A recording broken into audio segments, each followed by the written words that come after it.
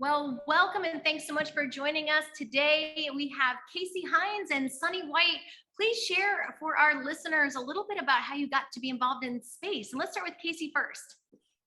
Well, thank you for having me. I'm excited to be here. Well, I actually have a very non-traditional route. I actually did not like space growing up. I despised teaching it the first couple of years because the kids had so many questions and I did not have the answers or the experience to be able to share what they wanted. And so I actually got accepted to Honeywell Space Camp for Educators back in 2010. And when I got there, they hand you the blue flight suit, and I'm just thinking, what a bunch of nerds. I was like, this is just a free week vacation, in Huntsville, and then, put on the suit. We do our first mission, and then I was hooked from there. I was like, this is the coolest thing. Don't give me a glass of Kool-Aid, give me the fire hose. I want to be a part of this. And so really, it's only been 12 years I've been on this rocket, so to speak. And it has been going very fast, but it's really, really awesome. So I teach middle school science, and I taught that previously in Arizona for 11 years. And then I was an education director at Space Center Houston for 5 years, but it's actually been a lot of fun to be back in the classroom and nerding out and inspiring these kiddos. Excellent. How about you, Sonny? By the way, that's a great story. I always like hearing that. That's such a cool origin story. I didn't like it, but man, I fell in love with it. That's awesome. That's awesome. Yeah, a little bit of my background.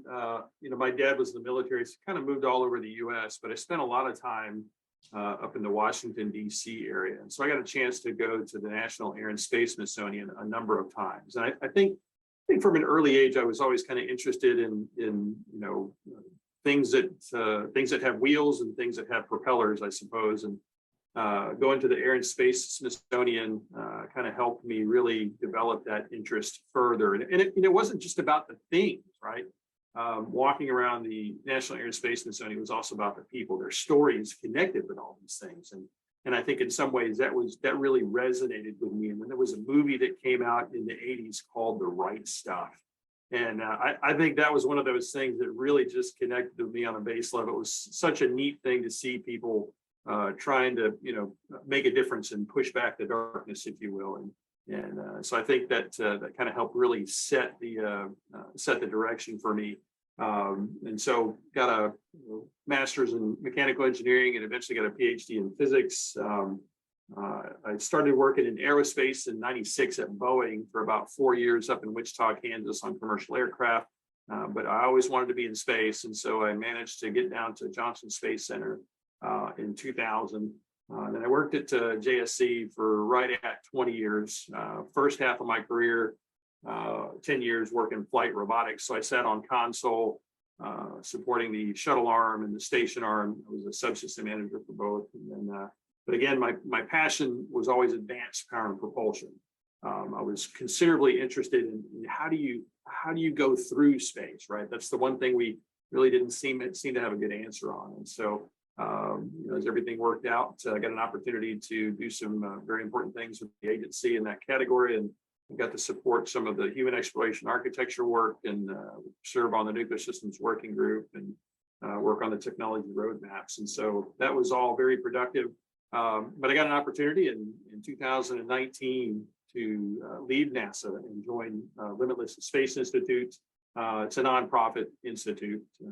Our mission is this is a little long, inspire and educate the next generation to travel beyond our solar system and to support the research and development of enabling technologies. So the three pillars of LSI are inspire, educate, and research. And so it's maybe another way to say it is inspire and educate by doing. And I think that resonates with you, having chatted with you just a little bit about your background with CubeSats and kiddos.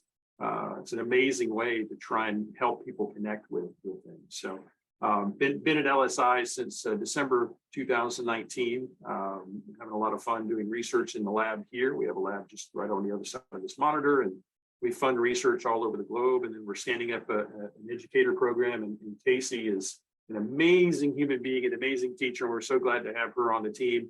And she's really helping define what is that education from kindergarten all the way through high school does it look like. And so she's got both oars in the water, and she's rowing away and making a lot of a lot of progress. So Are anyway, you developing? let's see, my favorite color is yellow and my favorite number is 5. So there you go. Got it. Are you developing curriculum then that Casey is able to share out with some of the other educators? And is it for as early as, say, elementary school? Because I know that you were working with middle school, but is that where it's starting? Right. So, and that's where I should have segued into that earlier. I've shifted gears from working with 120 kids all day to get into go faster mode with interstellar exploration. So I came on in May officially. And so we have the goal of designing K-12 education lessons. And that's where we're really focused on the teachers right now. We want to get these limitless educators. We have applications open right now. We're looking for rock star teachers that are innovative, forward thinking. And so they can be a part of this incredible crew and this incredible mission with what Limitless Space Institute, their goals are to go faster, to go beyond.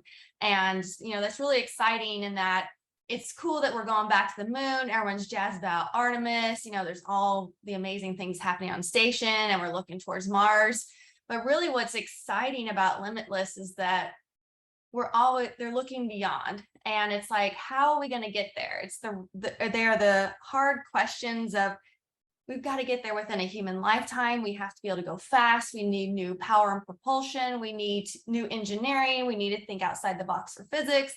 And so it's, as an educator, I'm just thinking we need the next workforce. We need the future workforce.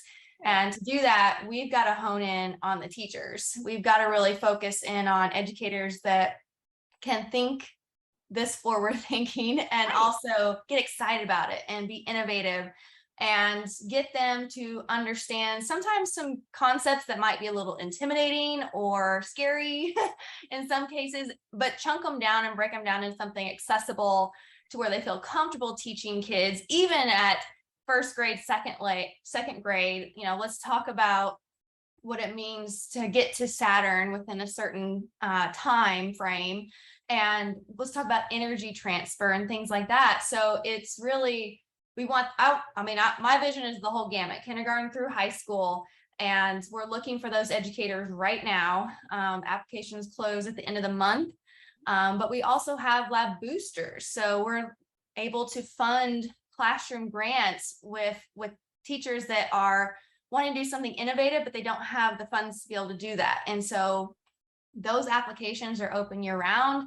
And we've got the review process. And then if they get accepted, then they can do these amazing things in their classroom. And we're going to be there with them, watching every step of the way. And hopefully we can see what they do in years to come. So really hone in on the educators to say, you know, we believe in you, you're appreciated, you're awesome, you're rock stars, and we can help you integrate this into your classroom and then inspire those kids. Because when their teachers are inspired, they're going to want to be drinking the Kool-Aid too. They want to be a part of the mission and then get them on that track through the academic career and into the workforce to be a part of the LSI mission to go faster and to go beyond. So it's really exciting.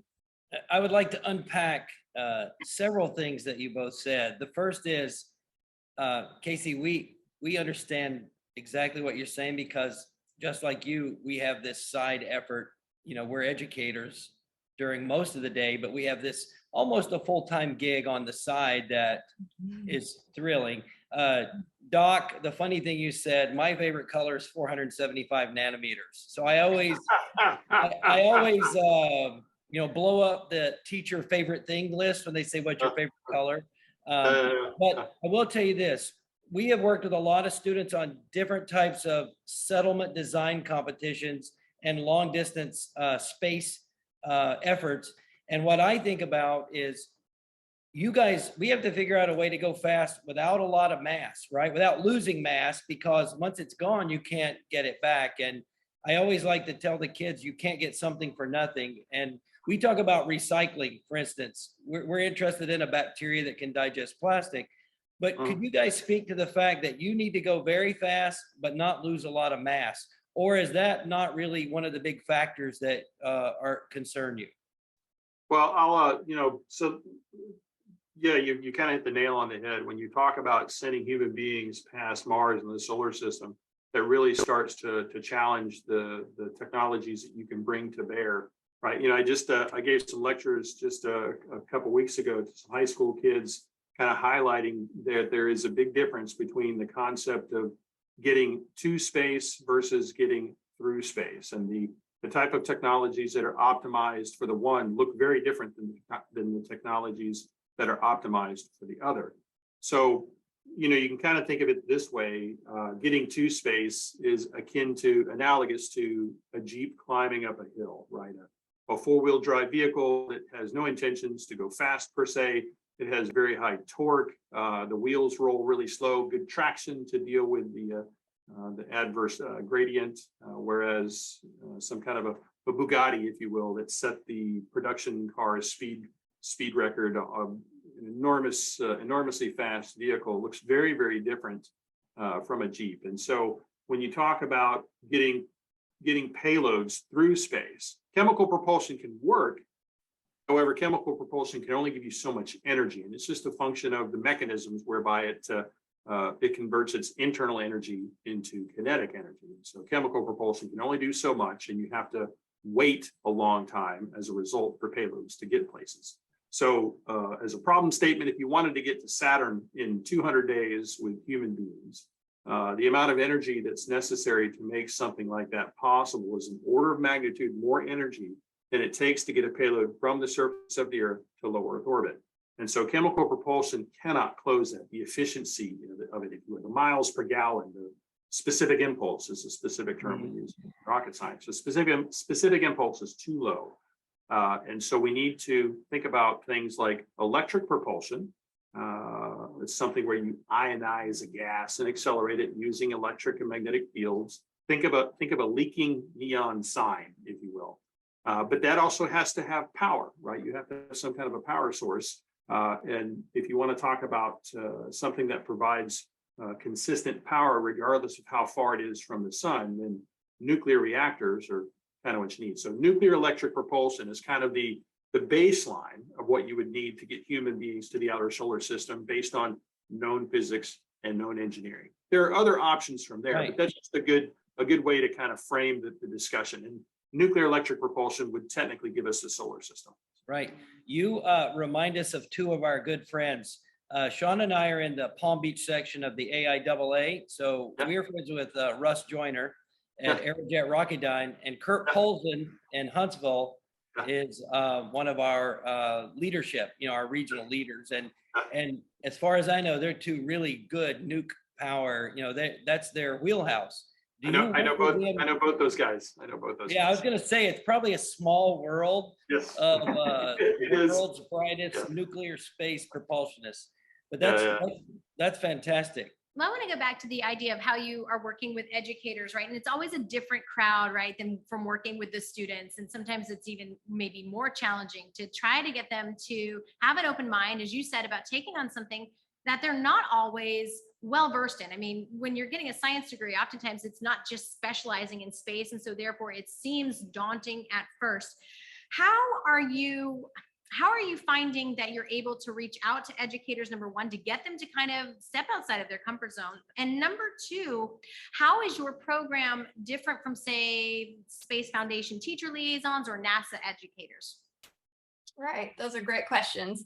So Limitless Space Institute, our educator program, I think is a little bit different because I've done the gamut of educator programs. I think I've done just about almost all of them. I'm just going to cut my list is short that I wanted to get before I'm at the end of my lifetime.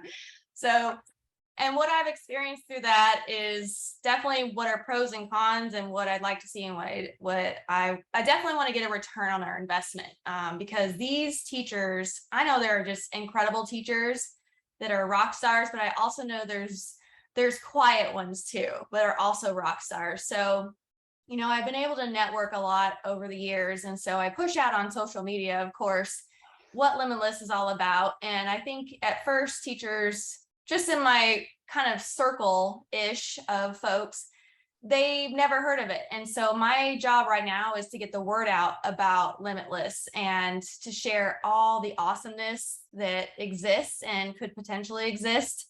And the video is just incredible. If you haven't seen the Go Faster video, it just gives me goosebumps every single time I see it. And so just being able to share right now is my big plan, is just get the word out there. Once we bring on our first cohort of Limitless educators, we will meet at Seek in February in Houston. And that's where we can get together, get to know each other, because I really have a strong belief in the team building a relationship and leaning on each other, and knowing that if they have weaknesses or challenges in some areas, they can lean on each other.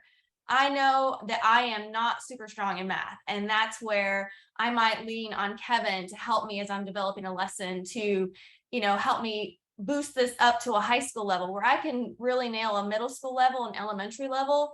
That's my wheelhouse. But I want this group of teachers to be able to come together and push the boundaries. I don't want to do straw rockets. Love them, they're great, but I want us to develop new and innovative lessons that nobody has ever seen before. And I want to blow. It sounds like that you're connecting the idea of what you're doing in the classroom to the real world, right? And that's really something that we've often, it's just lacking, right? And so that's really the difference with what Kevin is doing with CubeSats too. It's just about bringing the industry inside your four walls and then taking the kids outside. Yeah, and get those career connections. Say, this is what you could be a part of. I didn't have that growing up. And now I push that to my kids so hard because it's too late for me. I can be a part of these missions in a different way in the educator role. But if you want to do these other things, I'm going to push out and say, these are your opportunities. And so we're going to bring all these teachers back in July for a week-long deep dive. We're going to do tours. We're going to have guest speakers from industry experts. Of course, we'll be at LSI and seeing all the awesomeness there. But we're going to take those experiences and develop new lessons about this science and technology that no one's ever seen before. And we're going to make it accessible. We're going to chunk it down. I want those elementary teachers to dive into this and say, this is really cool. I want to do this with my kids. And I want the high schoolers saying, I want to do this. This is awesome. And then I want my kids going out into this workforce or doing this or that, getting an internship. So it's really, and then we're going to build on that. And we're going to, because I can't make all these lessons myself. So that's what I was wondering. It's like, so you must be starting off with something, but then it sounds like the first cohort, and I'll let you share a little bit more about that in a minute too, like what that ideal teacher looks like and what they would do in order to apply. But are you going to then lean upon the cohort to then develop some of the plans as you're going on as well? Yes. So that's the purpose of July, is to bring them in, get them into groups, see awesome things, but then come back and work for two or 3 hours and just nerd out and come up with something amazing based on the experience. And then figure out how can they make this an experience for that specific grade range or grade level. And then they would go beta test it. We would be able to provide some funding for them to buy materials and things like that, so they can beta test, give feedback, and then we keep fine tuning those lessons. So then we can push them out to the world and start getting them into classrooms all over this planet and getting kids excited and teachers excited all over this planet. So that's kind of the vision. It's going to be slower, but I think what we're going to create is going to be completely innovative, something no one's ever seen before or experienced before. Well, share then how someone might apply. I know you said that it's coming soon as far as applications, but this is a good time to plug the websites, plug the video, where you were talking about, you said, was it Go Faster? Where could somebody go to find out about how to apply, and what are the requirements? What is it that they'll be doing? So the Limitless website is at limitless.org, right, Sonny? Yeah, it's Limitless Space. Oh, limitlessspace.org. There are 3 S's, so it's going to look a little weird. And then the video is, you can just Google "Go Incredibly Fast," and I think the first link that comes up should be the YouTube link, right? I think that's the very first thing that should come up. So. Yeah. So when they go to the website, what should they expect as far as an application process? Is it just kind of, do they have to kind of share a bio? Are they? Yeah, so the website's awesome. So you can really explore really some of the cool grants, because LSI does give out funding for, well, Sonny, do you want to talk about the other grants that you guys give, and then I'll circle back? Okay, yeah, I'll 90 seconds. So we've got, we're in the process of trying to, build up this K through 12 program, and we currently have a LSI grants program that's a biennial every 2 years, and it covers undergraduate, graduate, all the way through to postdoc, and we fund universities all over the planet that do research that traces to some of these advanced power and propulsion concepts that would be, potential candidates to help us achieve the overarching mission of getting human beings, beyond Mars to the outer solar system, and maybe one day on to the stars. And so we chronicle all of that work on our YouTube channel, our kickoff briefs, midterm and final briefs of all the performers from professors from all over the world. They talk about everything that they're doing and record all that stuff. We just sent out a press release Friday of last week announcing the next 9 winners. So we have another 9 teams that'll be doing some interesting work, and we'll upload all that stuff onto YouTube as we follow their progress as they continue to move forward. So students are involved there as well. So this is one of those things. LSI is definitely trying to make sure we cover the full waterfront of students, and try to make sure we can also sponsor real gritty research that's not being sponsored otherwise, right? We have to sponsor the very research that we want to see get done, else it might not be done otherwise. Anyway, back to you, Casey. Thank you. And that's what's so exciting. I mean, their press release, just hearing some of what got funding is just incredible to read about and think about. So, and that's where it comes in. That's the whole inspire, educate, and research. It covers the whole waterfront, and it's exciting to be a part of. So if teachers or educators are interested in this, could be formal or informal educators, they just go to the education outreach button on there, and it'll take you down to our education webpage, and that's where the application is. And that's where we're looking for the educator, Limitless Educator Program. It's an application, but sending us some slides about some cool, innovative things you've done in the classroom, and then a short video, a Flipgrid video of why you want to be a part of this program. So we really want to see your writing skills, what you've done in the past, and also we want to see the person, the personality, right? Yeah. You with your grant program, you sound a little bit like a NIAC or an ARPA-E or a DARPA, where it's sort of blue sky, it's over the horizon, and it's not something that's like immediately you have to find a commercial market for it. You're really doing Correct. over the horizon stuff, right? Yeah, this definitely would be categorized using government parlance, basic research 6.1. That's like the Department of Defense categorization, if you will. It's just something that it's high risk. There's not immediate payoff. There may or may not ever be intellectual property, and it is very much in the same zip code as a NIAC, except we are hyper focused on a specific narrow application. NIAC tends to be a little bit broader, number one. Number two, NIAC actually does not allow research on things where it's below TRL1. So in our case, we do sponsor folks that do research on fundamental physics, such as traversable wormholes, for example. And NIAC would have a little bit more issues trying to be able to fund that because of the way the governance is written. And so, we're very connected with the folks at NASA and the NIAC folks. I've done a lot of work for them over the years, reviews and so forth. So very connected with all of them, and they're very aware of what we're doing as well. So.